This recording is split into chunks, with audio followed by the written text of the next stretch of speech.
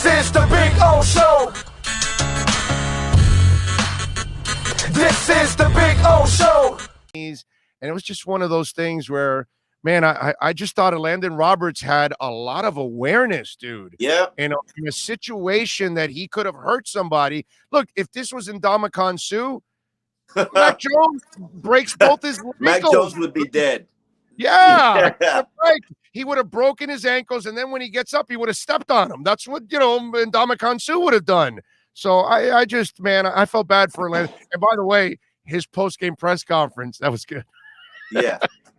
Landon has got great personality. He just contains it and is all about I got so many issues with him, and we gotta sit in the room and hash it out, because he's always taking shots at me because I say that, bring up the run game and they're not physical enough, and I'm still gonna talk about the run defense. They're not, they are not the team that they want to be. Brian Flores wants a physical team. They're not a physical team, but he didn't inherit. Whoa. They're not executing, but they are physical. You don't force 4 fumbles if you're not physical, They're my brother. Opportunistic, not physical. No, they are physical because there were times where they drove and they forced them to settle for a field goal. And they're not a fine-tuned machine, but I'm not going to say that they're not physical, dude. History says that they're not physical. They can't run the ball. They can't stop the run. That's the if we want to get to the MO of what Brian Flores' teams are and just address the negatives. They're opportunistic. They're very disciplined. They're mentally tough. Mentally tough. I'll give you mentally tough, but they're a little bit finesse. They're not physical. They can't stop the run. They can't run the football. I think that's no, because there are times that they do stop it, and you did limit them to 16 points yesterday, and there were plenty of times. I didn't say they weren't opportunistic. And for Mac Jones' credit, they rocked his ass, and that kid completed passes knowing they were going to rock his ass.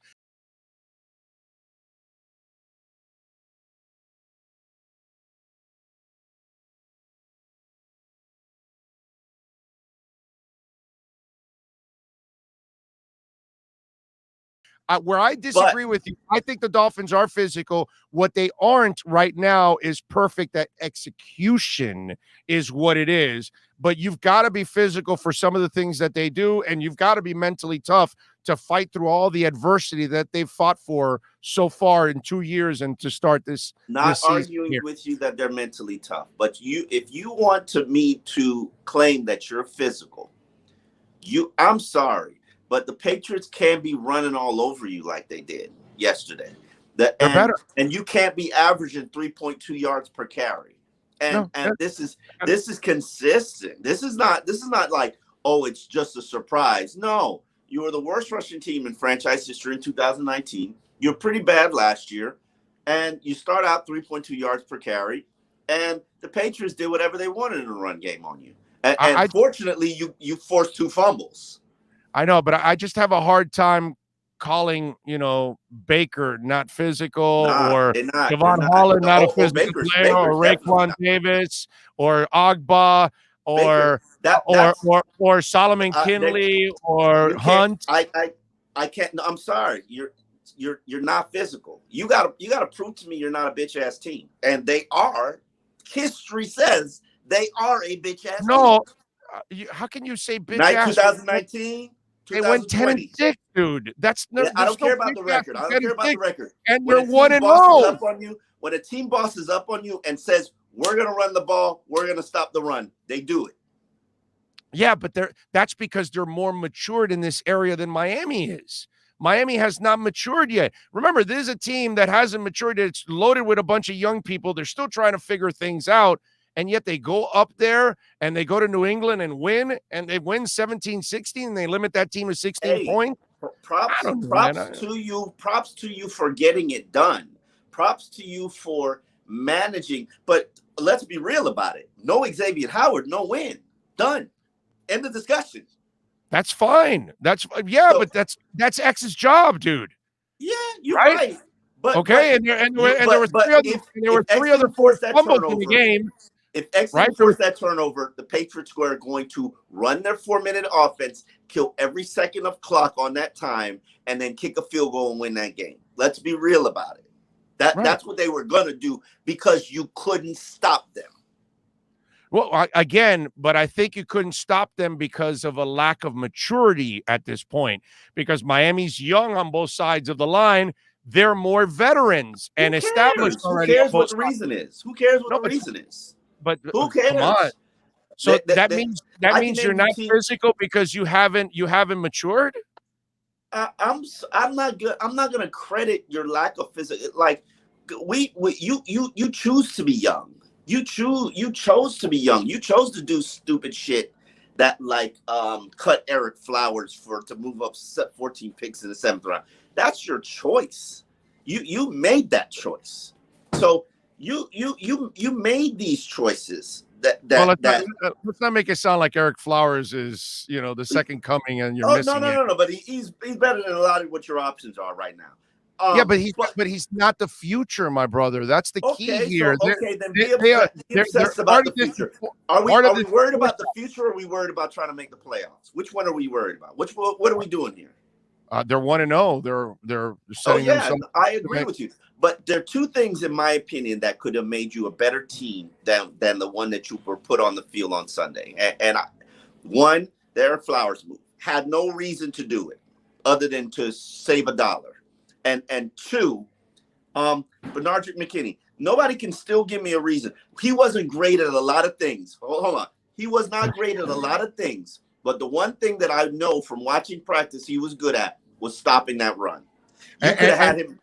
You could have had him as a 2-down linebacker, and he would have gobbled up the run and helped you out against the Patriots, and then take him off the field for whatever, or use him.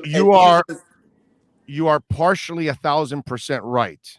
The problem is you're going up against Belichick, and you think he's not going to find a way to get him out in space and force him to cover somebody. You think he wasn't trying to do that with Landon Roberts?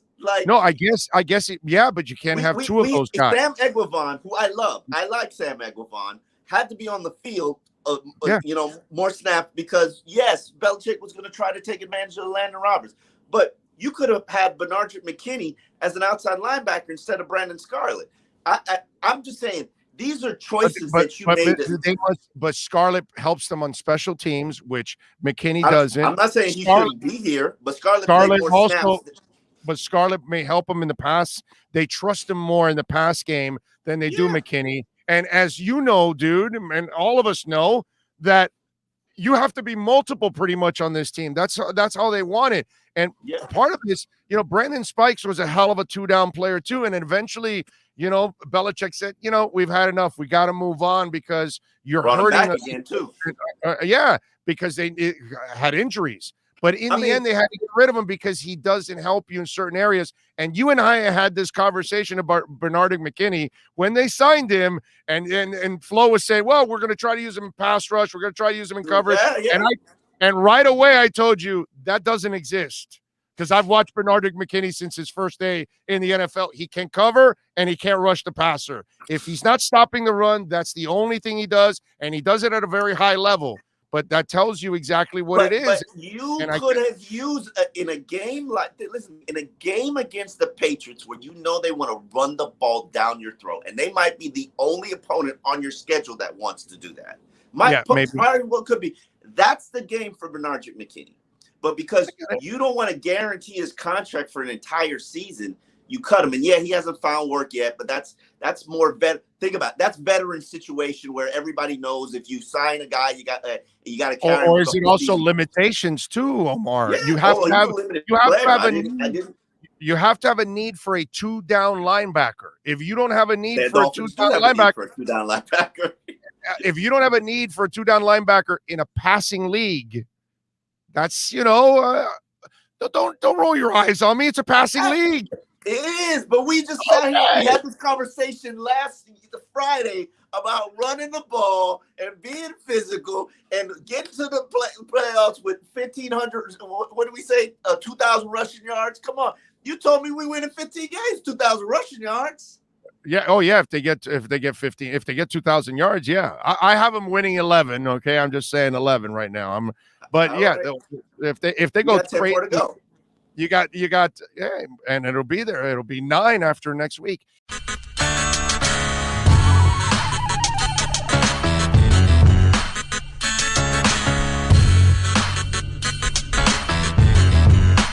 This is the Big O Show. This is the